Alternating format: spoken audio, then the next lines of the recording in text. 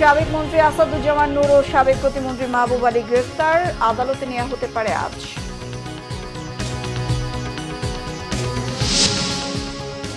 সংস্কার ও চুরি হওয়া সম্পদ ফেরাতে মার্কিন সহায়তা কামনা ডক্টর ইউনূসের। সফররত মার্কিন প্রতিনিধি দলের সাক্ষাৎ, বাংলাদেশকে আরো $20 কোটি সহায়তার চুক্তি।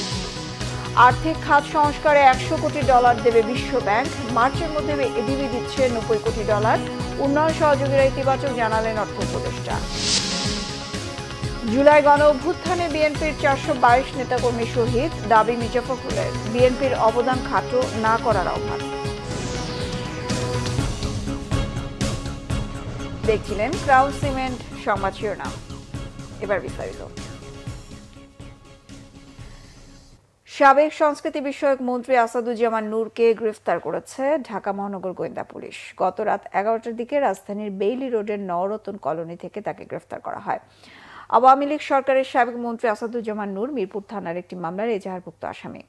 এদিকে এর আগে সাবেক বেসামরিক বিমান পরিবহন ও পর্যটন প্রতিমন্ত্রী মোহাম্মদ মাহবুব আলীকেও গ্রেফতার করে পুলিশ। রাজধানী সেগুনবাগিচা এলাকা থেকে তাকে গ্রেফতার করা হয়।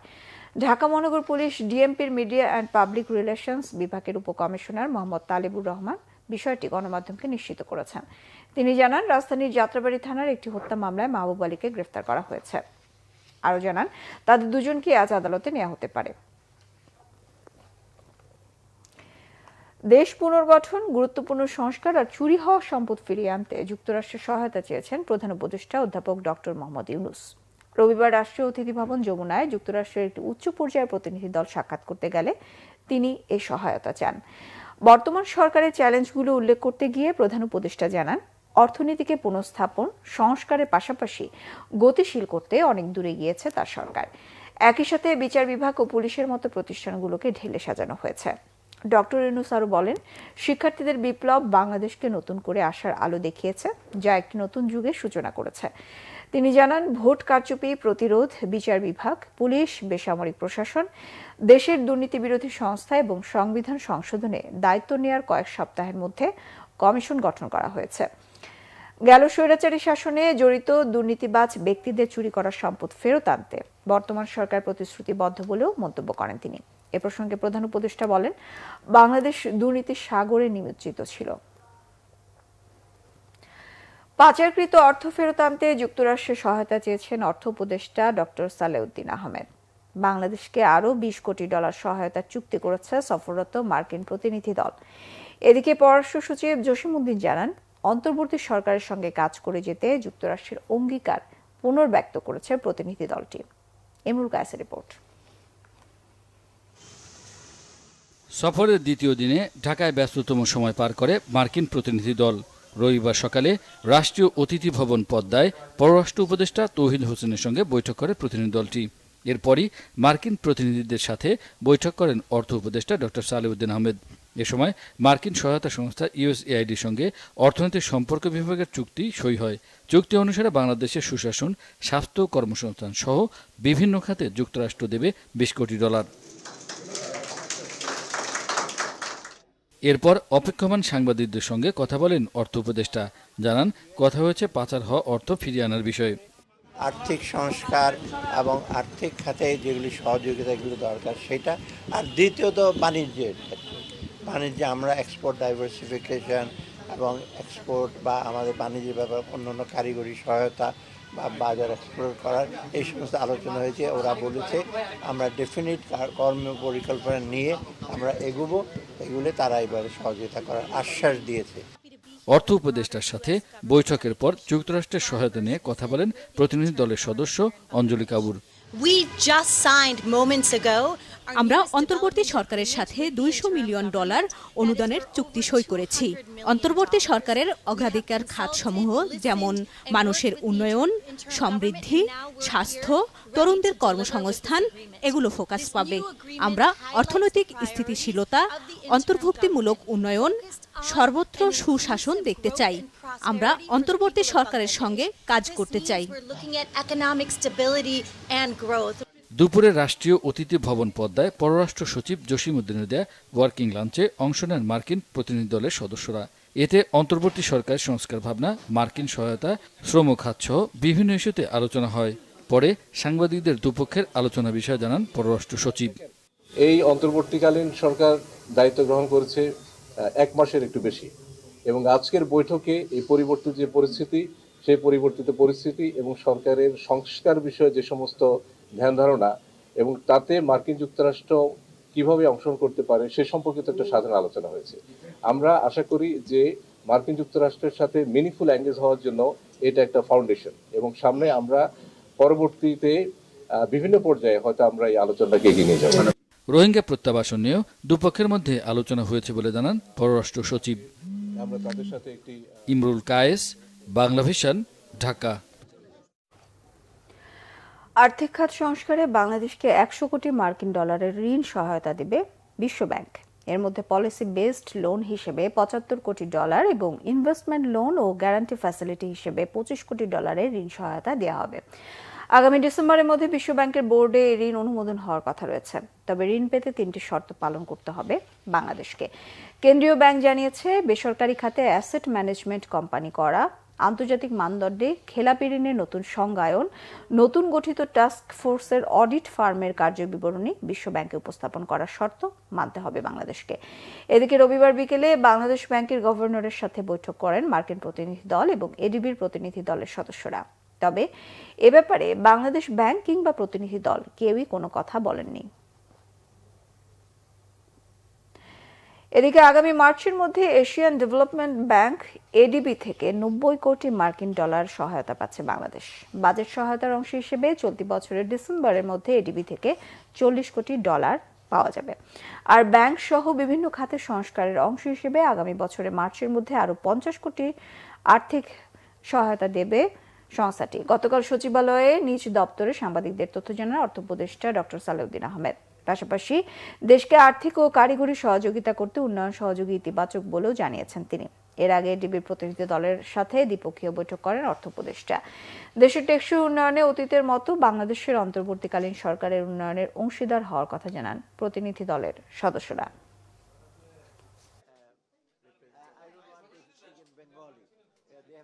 বহুজাতিক সংস্থা, multilateral agency. So that we are thankful to ADB for their continued support. And we have discussed about the reform in the financial sector. We have discussed reform of the revenue department. And also we have discussed about the possibilities of climate fund and our environmental projects and other things which are very important for us. And also about the commerce, our trade and other things. So we'll be talking more about and what we want that ADB will come, hopefully will come forward along with other multilateral and also bilateral agencies, not only multilateral, they are bilateral. অন্তর্বর্তীকালীন সরকারের প্রধান উপদেষ্টার দায়িত্ব পাওয়ার পর প্রথমবারের মতো গতকাল সেনা সদরে যান প্রফেসর ডক্টর মোহাম্মদ ইউনূস। প্রধান উপদেষ্টা সেনা সদরে পৌঁছলে সেনাবাহিনীর প্রধান জেনারেল ওয়াকারুজ্জামান তাকে স্বাগত জানান। এ সময় উপস্থিত ছিলেন পররাষ্ট্র উপদেষ্টা মোহাম্মদ তৌহিদ হোসেন, স্বরাষ্ট্র উপদেষ্টা অবসরপ্রাপ্ত লেফটেন্যান্ট জেনারেল মোহাম্মদ জাহাঙ্গীর আলম চৌধুরী, প্রধান উপদেষ্টা প্রতিরক্ষা ও জাতীয় সংহতি উন্নয়ন বিষয়ক বিশেষ সহকারী অবসরপ্রাপ্ত লেফটেন্যান্ট জেনারেল আব্দুল হাফিজ, মন্ত্রিপরিষদ সচিব মোহাম্মদ মাহবুব হোসেন, নৌবাহিনী ও বিমান বাহিনীর প্রধান, সামরিক ও বেসামরিক ঊর্ধ্বতন কর্মকর্তা, পুলিশের মহাপরিদর্শক এবং গোয়েন্দা সংস্থার কর্মকর্তা, বিজিবি, কোস্টগার্ড, আনসার ও ভিডিপি, র্যাবের মহাপরিচালক ও সেনা সদরের কর্মকর্তারা। বিএনপি মহাসচিব মির্জা ফখরুল ইসলাম আলমগীর বলেছেন, জুলাই আগস্ট গণ অভ্যুত্থানে বিএনপির অবদানকে খাটো করে দেখার কোনো সুযোগ নেই।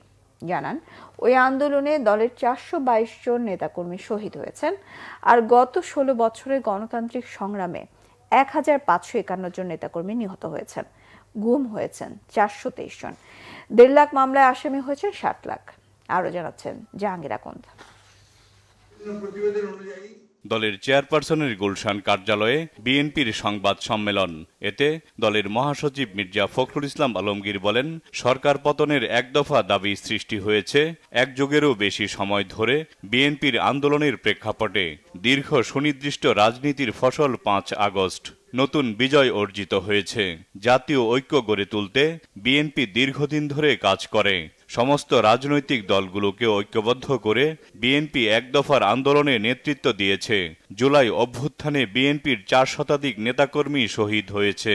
2024 সালের গণঅভ্যুত্থানে শহীদ হন 422 জন, 2023 সাল পর্যন্ত শহীদ 1551 জন, গুম 423 জন, রাজনৈতিক দল সাধারণ মানুষ মিলিয়ে প্রায় 700 জন, আসামি 60 লক্ষ, মামলা 1.5 লক্ষ।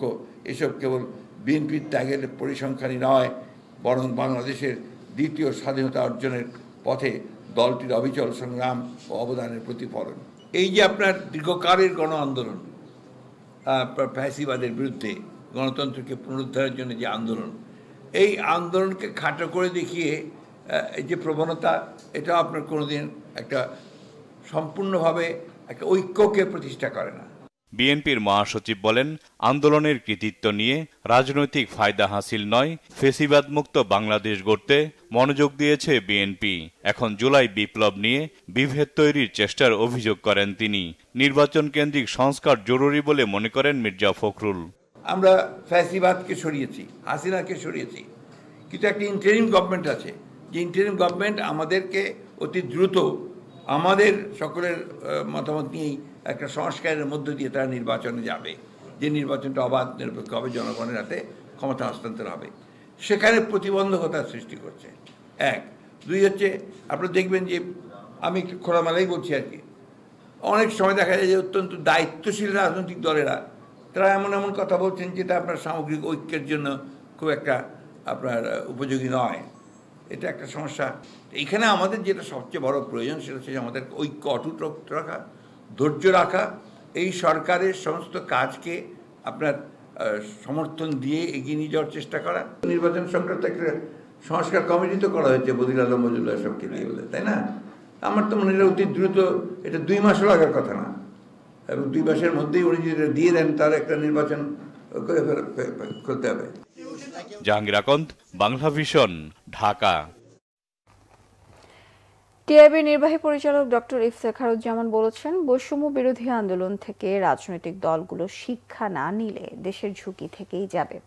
আন্দোলনের চেতনা বাস্তবায়নে তরুণদের রাজনৈতিক দলের প্রয়োজনীয়তার কথাও জানান তিনি। আর বৈষম্য বিরোধী আন্দোলনের সমন্বয়কদের মতে 52 বছরেও পূরণ হয়নি 71-এর স্বপ্ন। মানুষের অধিকার প্রতিষ্ঠায় যত সংস্কার দরকার তার সবই করার পরামর্শ তাদের। রিপোর্ট শুভ মাহফুজের। আন্তর্জাতিক গণতন্ত্র দিবসে রাজধানীর ধানমন্ডিতে প্রধান কার্যালয়ে নতুন বাংলাদেশে গণতন্ত্র ও সুশাসনে তরুণদের প্রত্যাশা নিয়ে আলোচনা সভা করে ট্রান্সপারেন্সি ইন্টারন্যাশনাল টিআইবি। সভায় নিজস্ব ভাবনা তুলে ধরেন বৈষম্য বিরোধী আন্দোলনের সমন্বয়করা। রাষ্ট্রের সব কাঠামোকে ঢেলে সাজাতে প্রতিটি দলকেও নিজেদের সংস্কারের পরামর্শ তাদের। বর্তমানে গণঅভ্যুত্থানে যে স্পিরিট তৈরি হয়েছে, সেটি যে কেউ যদি আন্তরিক হন, যদি সত্যিকার অর্থে এই গণঅভ্যুত্থানকে দেখে থাকেন, অবজার্ভ করে থাকেন, যদি বাংলাদেশের মানুষের প্রতি, দেশের প্রতি তার ভালোবাসা থেকে থাকে, তাহলে তিনি অবশ্যই তার দলকে, তার প্রতিষ্ঠানকে এবং নিজে ব্যক্তিগতভাবে রূপান্তরিত হতে সক্ষম। সামাজিকভাবে একত্র থাকার যেই জায়গাটা তৈরি হয়েছে, এটা আমাদের ধরে রাখা অত্যন্ত জরুরি, এবং এটা বারবার মনে রেখে বারবার পিপলের কাছ থেকে ওই একত্রিত হওয়ার আইডিয়াগুলা শোনা এবং সেটা প্র্যাকটিস করা, ইমপ্লিমেন্ট করার চেষ্টা করা। আমাদেরকে প্রপার শেপ দেন, এই শেপের মধ্য দিয়ে আমরা যেই স্বপ্ন নিয়ে আমরা 24-এর আন্দোলন হয়েছিল, ইনক্লুসিভ সবার কাছে পৌঁছে দেওয়া। কারণ এই সুশাসন, গণতন্ত্র, এই তাত্ত্বিক বয়ান শুনে পেকুয়ার কোনো একটা ছেলে আন্দোলনে আসে নাই, একটা রিক্সাওয়ালা আন্দোলনে আসে নাই, তার ব্যক্তিগত একটা ক্ষোভের জায়গা তৈরি হয়েছিল। কারণ সে যখন বাজারে যাইতো, সে ফিল করতো বাজারটা তার জন্য নাই। আর নতুন বাংলাদেশ গড়তে গঠনমূলক সমালোচনা বাধা না দেওয়ার আহ্বান জানান বক্তারা। সরকারের কোর যেই কিছু পলিসি থাকে বা অস্ত্র থাকে, যে অস্ত্র দিয়ে তারা তাদের শাসনকে সুসংহত করে, তার একটি হচ্ছে ইনফ্রাস্ট্রাকচারাল ডেভেলপমেন্ট, আরেকটি হচ্ছে তারা শিক্ষার জায়গা দিতে হচ্ছে এক ধরনের অসারতা তৈরি করে। এর বাইরে আর একটা ব্যাপার আছে যেটিও খুব গুরুত্বপূর্ণ, এক ধরনের ডিসকোর্স তৈরি করে, এক ধরনের মতবাদ তৈরি করে, যে মতবাদ দিয়ে তারা বিরুদ্ধ মতকে সবসময় দমন করে। আমার সরকারের সমালোচনার জন্য বা অন্য কারো কাজের সমালোচনার জন্য আমাকে কখনো এই প্রশ্ন শুনতে হবে না যে আপনাকে কি ডিজিএফআই ফোন দেয় না, আপনার কি ভয় করে না, আপনি বাইরে আছেন কেন, আপনি কেন জেলে নাই। তো নতুন বাংলাদেশে আমি এটাই চাই যে আমি আমার কাজের জন্য কেউ যেন আমাকে চার্জ করতে না পারে যে আপনি এই কাজটা কেন করছেন, আপনি কেন জেলে নাই, আপনাকে কেন ডিজিএফআই ফোন দেয় না। এবারের ছাত্র আন্দোলন থেকে রাজনৈতিক দলগুলোকে শিক্ষা নেওয়ার পরামর্শ দেন টিআইবির নির্বাহী পরিচালক ডক্টর ইফতেখারুজ্জামান। যে বৈষম্য বিরোধী আন্দোলন তার মাধ্যমে যে নতুন বাংলাদেশের চেতনা, সেই চেতনার ধারক হিসাবে একটা রাজনৈতিক শক্তির বিকাশের অপরিহার্যতা রয়েছে। দলবাজি, দখলবাজি, চাঁদাবাজি, এইটা যদি হয় আমাদের নতুন বাংলাদেশের সিনড্রোম লক্ষণ, তাহলে কিন্তু আমাদের অনেক সংখ্যার উদ্বেগের কারণ রয়েছে। আমরা সেই জায়গাটা মনে রাখতে এবং তাদেরকে বলবো আপনারা শিক্ষা গ্রহণ করুন। না করলে কিন্তু আপনারা নিজেদেরকে ওই ফ্যাসিবাদের জায়গায় উপস্থাপন করবেন এবং সেখানে একইভাবে আপনাদের পতন হতে হবে। সুযোগ সন্ধানীরা যাতে ক্ষমতায় যেতে না পারে সেই সতর্ক বার্তাও দেন তিনি। সেগুলো দেখে এবং আমার মধ্যে আমি আরো শুভ মাহফুজ, বাংলা ভিশন, ঢাকা। দেশ ঠিক পথে যাচ্ছে বলে মনে করেন ৭১% মানুষ, আর ৮১% মানুষ চান সংস্কার কার্যক্রম শেষ করতে যতদিন প্রয়োজন অন্তর্বর্তী সরকার ততদিন ক্ষমতায় থাকুক। আর শতকরা ১৩% মানুষ মনে করেন অতি দ্রুত নির্বাচন দিয়ে সরকারের ক্ষমতা ছেড়ে দেওয়া উচিত। পালস সার্ভে ২০২৪ শীর্ষক জনমত জরিপে চিত্র উঠে এসেছে। BRAC institute of governance and development BIGD জরিপটি পরিচালনা করে। ঢাকা বিশ্ববিদ্যালয়ের মুজাফফর আহমেদ চৌধুরী মিলনায়তনে ব্র্যাক বিশ্ববিদ্যালয়ের এই ইনস্টিটিউটের জরিপের ফলাফল উপস্থাপন করা হয়। পাশাপাশি আন্তর্জাতিক গণতন্ত্র দিবস উপলক্ষে অভ্যুত্থানের ৪০ দিন মানুষ কি ভাবছে শিরোনামে আলোচনা সভার আয়োজন করা হয়। উপস্থিত ছিলেন সুজন সম্পাদক ও নির্বাচন ব্যবস্থা সংস্কার কমিশনের প্রধান বদিউল আলম মজুমদার। তিনি বলেন, সত্যিকার অর্থে গণতন্ত্রের সুফল যাতে মানুষ ভোগ করতে পারে সে লক্ষ্যে সংস্কারের কোনো বিকল্প নেই। গণতন্ত্র সুসংহত করতে মতভেদ ভুলে দেশ করার কাজে সকলকে এগিয়ে আসার আহ্বান জানান বক্তারা। রাজধানী সহ সারা দেশে বৃষ্টিপাত অব্যাহত থাকায় দুর্ভোগে পড়েছে নগরবাসী। বেশি বিপাকে পড়েছে শ্রমজীবী মানুষ। আজ পর্যন্ত এই বৃষ্টিপাত অব্যাহত থাকবে বলে জানিয়েছে আবহাওয়া অফিস। বঙ্গোপসাগরে সৃষ্ট নিম্নচাপটি ঘনীভূত হয়ে গভীর নিম্নচাপে পরিণত হওয়ায় দেশের দক্ষিণ পশ্চিমাঞ্চল ও মধ্যভাগে এর প্রভাব পড়েছে। বিস্তারিত সৈকত সাদিকের প্রতিবেদনে। রাজধানী ঢাকায় রবিবার সকাল থেকে চলছে থেমে থেমে গুড়ি বৃষ্টি। বেলা যত গড়ায় বৃষ্টির মাত্রা তত বাড়তে থাকে, এমন পরিস্থিতি পুরো রাজধানী জুড়ে। গত 2 দিনের বৃষ্টিতে বিপর্যস্ত জনজীবন। বৃষ্টি উপেক্ষা করে জীবন জীবিকার তাগিদে ঘর থেকে বের হতে হয় নগরবাসীকে। শিক্ষার্থী, চাকরিজীবী কিংবা শ্রমজীবী মানুষ যারাই পথে বেরিয়েছেন তাদেরই বেশ ভোগান্তি পোহাতে হয়েছে। যেখানে সকালে বের হওয়ার কথা ছিল সেখানে বের হয়েছি 1টা বাজতেছে। কাজ করতে অনেক সমস্যা হইতেছে আমাদের, বৃষ্টির কারণে আগের মতো যাত্রী পাওয়া যেতেছে না। বৃষ্টির মধ্যে এই যে স্কুলে আসা যায় একটা ভোগান্তির মধ্যে পড়ে না। বৃষ্টি কেউ কিছু করার নেই, ইনকাম কম। বৃষ্টিপাতের কারণে ছিল দীর্ঘ যানজট। কাঙ্ক্ষিত গন্তব্যে পৌঁছতে যাত্রীদের বাহন পেতেও বেশ বেগ পেতে হয়েছে। মরার উপর খাড়া ঘাট ছিল বাড়তি ভাড়া। রিক্সা, সিএনজি কিংবা অটোরিকশা সব বাহনে বাড়তি ভাড়া নেয়ার অভিযোগ যাত্রীদের। ভাড়াটা অবশ্যই বেশি। যেখানে আমি আগে মোহাম্মদপুর থেকে বসুন্ধরা সিটিতে আসতে 80 টাকা রিক্সা ভাড়া নিত, এখন 150 টাকা 140 টাকা রিক্সা ভাড়া নেয়। এই যে বৃষ্টিতে যাওয়া আসা করা কষ্ট, আমি অনেক দূর থেকে আসছি। আবহাওয়া অধিদপ্তর জানিয়েছে, স্থল নিম্নচাপ ও শক্তিশালী মৌসুমী বায়ু একত্রে হয়ে যাওয়ায় সারা দেশে বৃষ্টি বেড়ে গেছে। সোমবার কমতে পারে। আগামীকালকে থেকে বৃষ্টিপাতের প্রবণতাটা অনেকাংশে কমে আসবে। তবে দেশের পশ্চিমাঞ্চলে অর্থাৎ খুলনা, রাজশাহী বিভাগে হয়তো বৃষ্টিপাতের প্রবণতাটা কিছুটা বেশি থাকবে। তবে দেশের অন্যান্য অঞ্চলে বৃষ্টিপাতের পরিমাণটা অনেকটা কমে আসবে। গভীর নিম্নচাপে ভারী বৃষ্টির কারণে দেশের সবকটি সমুদ্র বন্দরকে 3 নম্বর সতর্ক সংকেত দেখাতে বলা হয়েছে। সৈকত সাদিক, বাংলা ভিশন, ঢাকা। স্থল নিম্নচাপের কারণে টানা বৃষ্টিতে ফের অবনতি হয়েছে নোয়াখালীর বন্যা পরিস্থিতি। পানিবন্দী লাখো মানুষ, দুর্ভোগ দীর্ঘ হচ্ছে তাদের। শুকনো খাবার ও বিশুদ্ধ পানির অভাবে রয়েছেন দুর্গতরা। এদিকে বৃষ্টিতে জলাবদ্ধতা তৈরি হয়েছে বিভিন্ন জেলার নিম্নাঞ্চলে। বিপর্যস্ত হয়ে পড়েছে জনজীবন। প্রতিনিধিদের পাঠানো তথ্য ছবিতে ডেস্ক রিপোর্ট।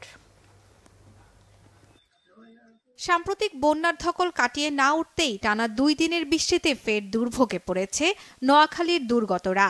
জেলার 9টি উপজেলার মধ্যে 8টিতেই বন্যার পানি বেড়েছে। সবচেয়ে বেশি বিপাকে পড়েছেন জেলা শহর মাইজদি, সেনবাগ, বেগমগঞ্জ, সোনাইমুড়ি ও চাটখিল উপজেলার মানুষ। বিভিন্ন আশ্রয় কেন্দ্রে অবস্থান করছেন 35,000-এর বেশি মানুষ। শুকনো খাবার ও বিশুদ্ধ পানির অভাবে দুর্গতরা। বৃষ্টিতে বিপর্যস্ত ঝালকাঠির জনজীবন, বেড়েছে শ্রমজীবী ও সাধারণ মানুষের দুর্ভোগ। শহরে সীমিত আকারে যানবাহন চলাচল করছে, তলিয়ে গেছে জেলার বিভিন্ন স্কুল ও কলেজের মাঠ। জরুরি প্রয়োজন ছাড়া ঘর থেকে বের হচ্ছেন না কেউ। বিভিন্ন রাস্তাঘাট তলিয়ে গিয়েছে এবং বিশেষ করে আমাদের স্কুলের রাস্তাটি তলিয়ে গিয়েছে, সেই জন্য আমাদের আজকে খালি পায়ে যেতে হচ্ছে। পরিস্থিতি ভাই একদমই করুন, রাস্তাতে তো নেই প্যাসেঞ্জার, হবে 3 দিন ধরে বৃষ্টি। এই বৃষ্টিতে আমাদের চলাফেরা এটা কষ্টকর হয়ে যাইতেছে। কাজকর্মতে ব্যাঘাত ঘটে এবং চলাচল যে ঠিকমতো করতে পারি না। তারপরে এই যে বাসায় আলাদা করে কাজকর্ম করতে হয়, বৃষ্টিতে অনেক সমস্যা হচ্ছে। কথা প্লাবিত হয়েছে বাগেরহাটে নিম্নাঞ্চল, জলাবদ্ধতা তৈরি হয়েছে জেলার বিভিন্ন জায়গায়। চরম ভোগান্তিতে শহরবাসী, বিপাকে রিকশা চালক সহ খেটে খাওয়া সাধারণ মানুষ। 2-3টে ঘরবাড়ি চলে গেছে, রান্না বাড়া সব বন্ধ, আপাতত খাবার দাবার বন্ধ আছে, রান্না পুরো বন্ধ, ঘরের ভিতর জল ঢুকে গেছে। আমাদের ঘরে জল উঠে যায়, তারপরে আমাকে ঘর দিয়ে সব জায়গায় জল পড়ে, রাস্তাঘাট তলায় যাচ্ছে। তাই এরকম বৃষ্টি কোনোদিন দেখিনি। ড্রেন অচল, খালবিল সব বন্ধ হয়ে গেছে, সেজন্য পানি যাচ্ছে না। টানা বৃষ্টিতে তলিয়ে গেছে সাতক্ষীরা নিম্নাঞ্চল, পৌর এলাকার কামালনগর, ইটাগাছা, পলাশপোল সহ বিভিন্ন জায়গায় জলাবদ্ধতা তৈরি হয়েছে। ভেসে গেছে বেশ কিছু মাছের ঘের ও পুকুর। বাঁধ ভাঙার আতঙ্কে উপকূলীয় এলাকার মানুষ। ড্রেনেজ ব্যবস্থা এবং রাস্তাঘাট উন্নয়নের জন্য বলা হলেও আমাদেরকে বারবারই কিএফপির প্রজেক্ট দেখায় এই সাতক্ষীরা পৌরসভা প্রায় 2 লক্ষ মানুষের সাথে পৌরসভা প্রতারণা করছে। মুষলধারে বৃষ্টিতে বরিশাল শহরের বিভিন্ন এলাকায় জলাবদ্ধতা সৃষ্টি হয়েছে। রাস্তাঘাট তলিয়ে যাওয়ায় চলাচলে চরম ভোগান্তিতে সাধারণ মানুষ। নিম্নাঞ্চলে বাসাবাড়িতেও পানি ঢুকেছে, অভ্যন্তরীণ রুটে লঞ্চ চলাচল করছে। শর্মিলা কেয়া, বাংলাভিশন নিউজ ডেস্ক। হুট করে পদত্যাগের ঘোষণা দিয়েছেন দিল্লির মুখ্যমন্ত্রী আম আদমি পার্টি এএপির শীর্ষ নেতা অরবিন্দ কেজরিওয়াল। সেই সাথে নির্বাচনের তারিখ 3 মাস এগিয়ে নভেম্বরে নির্ধারণের প্রস্তাবও দেন তিনি। দুর্নীতি মামলায় 6 মাস কারাভোগ আর জামিনে মুক্তির 2 দিনের মাথায় গতকাল আচমকা এই ঘোষণা দেন কেজরিওয়াল। আম আদমি পার্টির কেন্দ্রীয় কার্যালয়ে বৈঠকে তিনি জানান 2 দিনের মধ্যে পদত্যাগ করবেন। নির্বাচনের আগ পর্যন্ত ভারপ্রাপ্ত মুখ্যমন্ত্রীর দায়িত্বে কে থাকবেন তা দল নির্ধারণ করবে। কেজরিওয়াল দাবি করেন, আদালতের মতোই জনগণের চোখে নির্দোষ প্রমাণিত না হওয়া পর্যন্ত মুখ্যমন্ত্রী চেয়ারে তিনি বসবেন না। তাই ভোটে জনরায় পক্ষে গেলেই শুধু মুখ্যমন্ত্রীর দায়িত্বে ফিরবেন।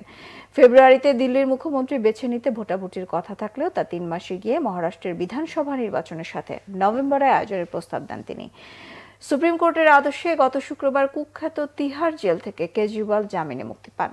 গত জুন মাসে তার জামিন হলেও ঘুষ নেওয়ার আরেক মামলায় তাকে গ্রেফতার দেখায় পুলিশ। কেজরিওয়ালের অভিযোগ, মামলাগুলো রাজনৈতিক উদ্দেশ্য প্রণোদিত।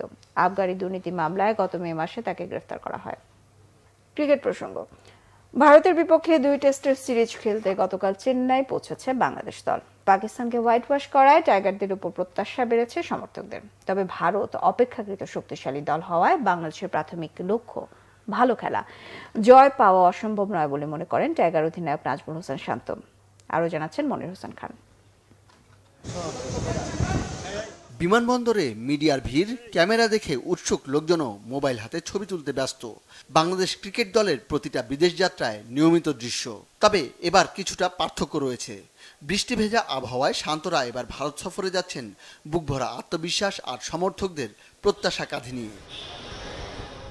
অধিনায়ক নাজমুল হোসেন শান্তর কণ্ঠেও আত্মবিশ্বাসের সুর। তবে র্যাঙ্কিংয়ে এগিয়ে থাকা প্রতিপক্ষের বিপক্ষে খেলার আগে বাড়তি কোনো স্বপ্ন দেখাতে রাজি নন শান্ত। টেস্ট ম্যাচের 5 দিন ভালো করতে পারলে জয়টাও আসতে পারে।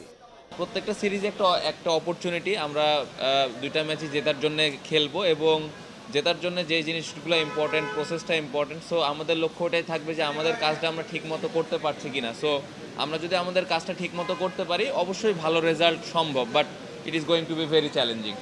ভারতের মাটিতে সর্বশেষ টেস্ট সিরিজে ইনিংস ব্যবধানে হেরেছে বাংলাদেশ। যদিও এবার ব্যাট বলে বাংলাদেশ দল অনেকটাই ভারসাম্যপূর্ণ। অধিনায়কের চোখে পার্থক্য শুধু অভিজ্ঞতায়। এক্সপিরিয়েন্সের দিক দিয়ে ওই দলটা একটু এগিয়েই রাখবো আমি অবশ্যই, বাট স্পিনারদের আমাদের খুব ভালো এক্সপিরিয়েন্স আছে, যে কোনো কন্ডিশনে বল করার ওই অ্যাবিলিটিটা আছে। সো আমি এতটুকু বলতে পারি, পেসার, স্পিনার এবং ব্যাটসম্যান যারাই খেলবেন এই সিরিজটা, প্রত্যেকটা প্লেয়ার 100% দিবেন এবং আমি বিশ্বাস করি যে 5 দিন যদি আমরা ভালো ক্রিকেট খেলতে পারি তাহলে খুব এক্সাইটিং একটা ম্যাচ হবে। টাইগার দলপতির দর্শনটা সহজ, সাফল্য পেতে খেলতে হবে দল হয়ে। পুরো টিম হিসেবে খেলাটা খুব ইম্পর্টেন্ট, আমরা যদি পুরো টিম হিসেবে খেলতে পারি অবশ্যই ভালো ক্রিকেট খেলবো আমরা ইনশাআল্লাহ। ইংল্যান্ডে কাউন্টি ক্রিকেটে ব্যস্ত সাকিব আল হাসান দলের সঙ্গে যোগ দিবেন ভারতে। মনির হোসেন খান, বাংলা ভিশন, ঢাকা। নারী টি-20 প্রসঙ্গ। শ্রীলঙ্কা এই দলের বিপক্ষে টি-20 সিরিজ জিতেছে বাংলাদেশ দল। কলম্বোয় গতকাল তৃতীয় ম্যাচে লো স্কোরিং ম্যাচে 10 রানে জিতেছে এই দলের মোড়কে বাংলাদেশ নারী দল। অক্টোবরে সংযুক্ত আরব আমিরাতে নারী টি-20 বিশ্বকাপকে সামনে রেখে এই সিরিজ খেলছে নিগার সুলতানা জ্যোতি, রাবেয়া খাতুনরা। প্রতিপক্ষ লঙ্কান এ দল হলেও বাংলাদেশ নারী মূল দলটি খেলছে এ দলের ব্যানারে। ফলে শক্তিশালী বাংলাদেশের কাছে টানা 3 ম্যাচে হেরেছে শ্রীলঙ্কা এ দল। 5 ম্যাচ সিরিজে প্রথম 3 ম্যাচে জিতে সিরিজ নিশ্চিত করেছে টাইগ্রেসরা। প্রথম টি-20তে 7 উইকেটে, দ্বিতীয় ম্যাচে 104 রানের বড় জয়ের পর সিরিজের তৃতীয় ম্যাচে 10 রানে জিতল অধিনায়ক রাবেয়া খাতুনের দল। তবে জয় পেলেও ব্যাটিংয়ে ভালো করেনি বাংলাদেশ। কলম্বোর সিংহলিজ স্পোর্টস ক্লাব মাঠে টস জিতে ব্যাট করে 9 উইকেটে 97 রান করে রাবেয়া জ্যোতিরা। দলের পক্ষে সর্বোচ্চ 26 রান করেছেন দিলারা আক্তার। তবে বাংলাদেশের বোলারদের নৈপুণ্যের বিপক্ষে সুবিধা করতে পারেননি স্বাগতিক ব্যাটাররা। 20 ওভারে 8 উইকেট হারিয়ে 87 রান করেছে লঙ্কান এ দল। 10 রানের জয় সিরিজ নিশ্চিত হয় বাংলাদেশের। সংবাদ শেষ করব ক্রাউন সিমেন্ট সংবাদ শিরোনামগুলো আরো একবার জানিয়ে।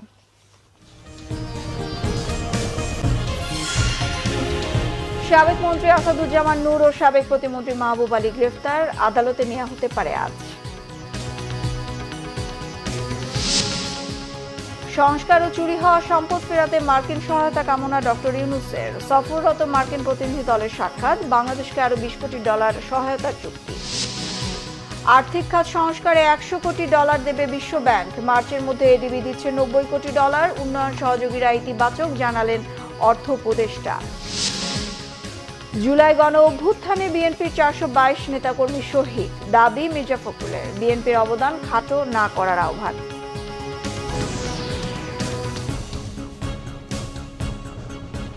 এই ছিল এখনকার মতো। পরের সংবাদ সকাল 10টায়, 9টায় থাকছে নিউজ টপ 10। দেখার আমন্ত্রণ রইল।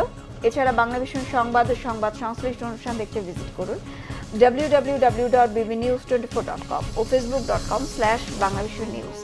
সাবস্ক্রাইব করুন youtube.com/banglavishnnews। সঙ্গে থাকায় ধন্যবাদ সবাইকে।